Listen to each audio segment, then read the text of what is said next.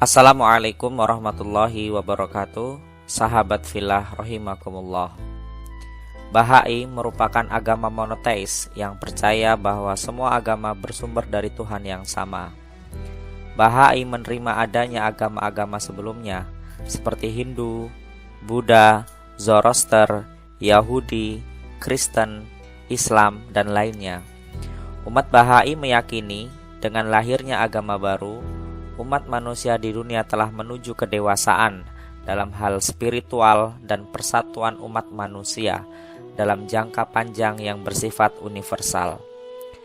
Agama ini lahir di Persia atau yang sekarang disebut dengan Iran pada tahun 1863. Pendirinya adalah Mirza Husain Ali Nuri yang bergelar Baha'u'llah yang berarti kemuliaan Tuhan.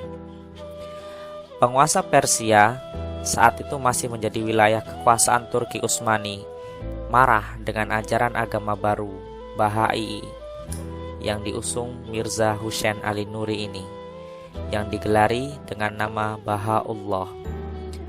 Baha'u'llah artinya kemuliaan Tuhan.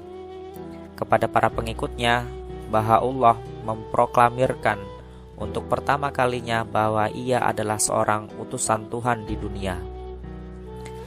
Agama Bahai ini menyebar di Asia, Eropa, Afrika, termasuk negara kita Indonesia. Baha'u'llah atau Mirza adalah putra Mirza Buzurg, seorang menteri di istana Persia yang lahir pada tanggal 12 November 1817. Sejak kecil, Mirza selalu bergaul di luar istana dan lebih senang berkumpul dengan warga biasa, kaum papa, fakir, dan miskin. Karenanya ketika ia berumur 22 tahun, Mirza menolak diserahi tugas untuk menggantikan jabatan ayahnya di istana. Mirza saat itu sudah menjadi pengikut Syed Ali Muhammad yang digelari sebagai Sang Bab atau pintu gerbang sejak tahun 1819 hingga 1850. Mirza bertemu dengan Sang Bab itu pada tahun 1844 dan langsung menyaksikan Sang Bab menerima wahyu bahwa akan muncul seorang utusan Tuhan baru. Saat itu, ajaran Bahai atau ajaran perdamaian Sang Bab sudah ditentang dan dilawan oleh penguasa dan pemuka agama Persia. Kemudian Sang Bab ditangkap dan dieksekusi mati bersama pengikutnya di lapangan Tabriz tahun 1850. Begitu juga dengan Mirza dan keluarganya, ditangkap dan dijebloskan ke penjara yang gelap di Shahkhal. Di dalam selnya, kaki Mirza dipasung serta dirantai besi seberat 50 kg yang dikalungkan ke lehernya.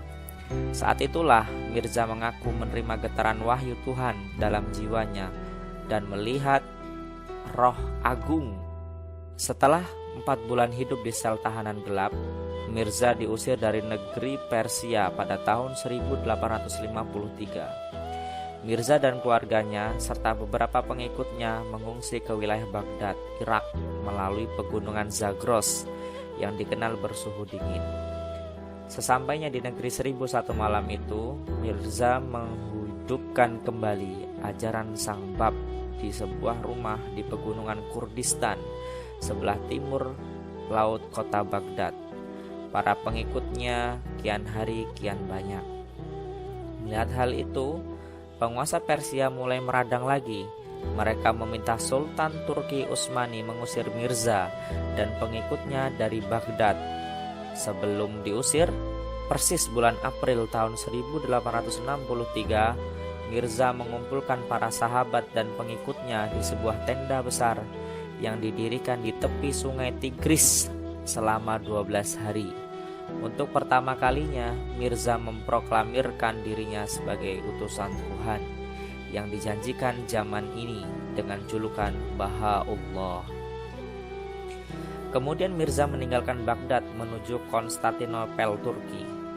Setelah 4 bulan di kota itu, Mirza menuju kota Adrianopel untuk mengasingkan diri pada tanggal 12 Desember 1863.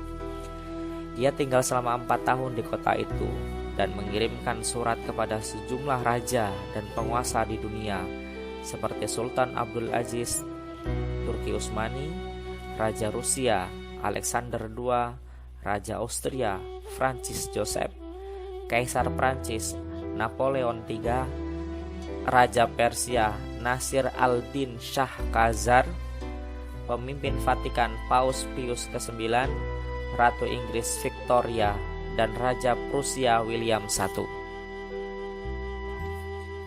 Kepada para raja dan pemimpin dunia itu, Mirza meminta mereka meninggalkan penindasan dan mengabdikan diri untuk kesejahteraan rakyatnya.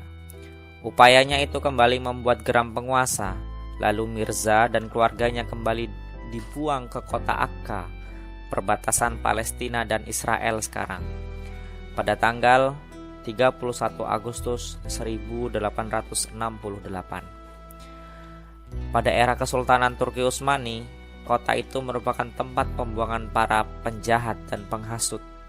Oleh penguasa setempat, rombongan Bahaullah itu disebut sebagai musuh negara, agama, dan Tuhan.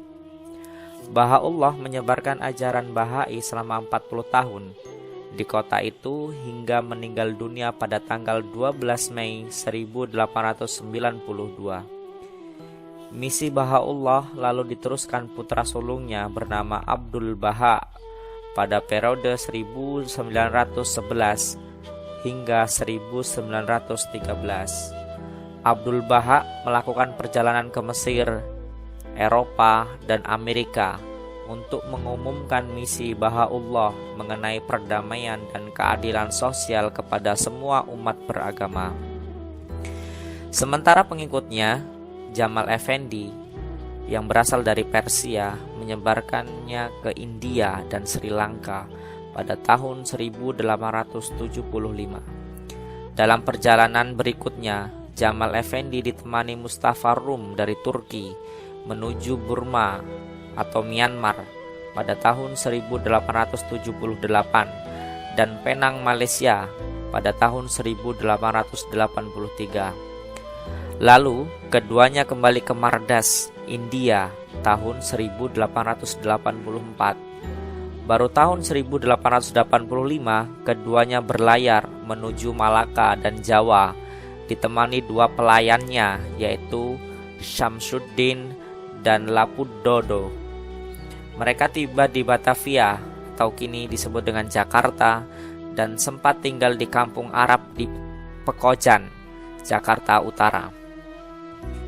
Mereka diizinkan pemerintah Hindia Belanda untuk mengunjungi kota pelabuhan seperti Surabaya, Bali, Lombok hingga ke Sulawesi.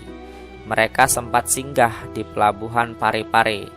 Di sana mereka diterima Raja Fatta Arong Matua, Aron Rafan, dan anak perempuannya Fatta Simatana. Fatta Sima memberikan dua orang anak asli Bugis bernama Nair dan Bashir untuk ikut Jamal dan Mustafa. Setelah itu, mereka melanjutkan perjalanan menuju Sedengdring, Padlia, dan Fammana hingga sampai ke Boni dan bertemu Raja Boni. Setelah memberikan surat kepada Raja Boni, Jamal dan Mustafa, dua pelayannya yang juga membawa Nair dan Bashir, kembali ke Surabaya, lalu ke Batavia, Malaka, dan sempat ke sejumlah negara Asia Tenggara lainnya.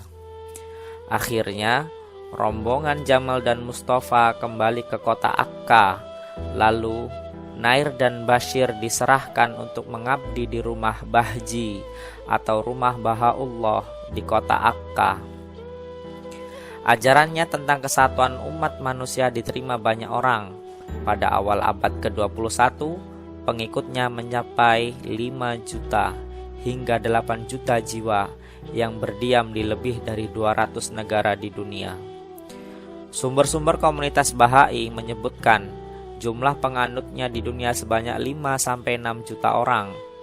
Kebanyakan penganut Bahai hidup di Asia, 3,6 juta jiwa, Afrika 1,8 juta, dan Amerika 900.000. Menurut beberapa perkiraan, masyarakat Bahai yang tersebar di dunia adalah di India dengan 2,2 juta jiwa orang Bahai, kemudian di Iran dengan 350 ribu, dan di Amerika Serikat dengan 150 ribu orang.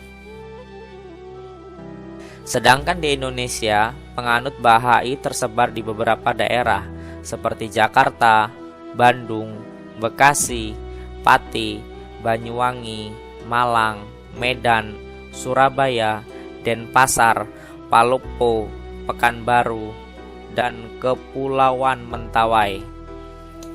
Di Indonesia setidaknya ada 5.000 orang penganut agama Bahai.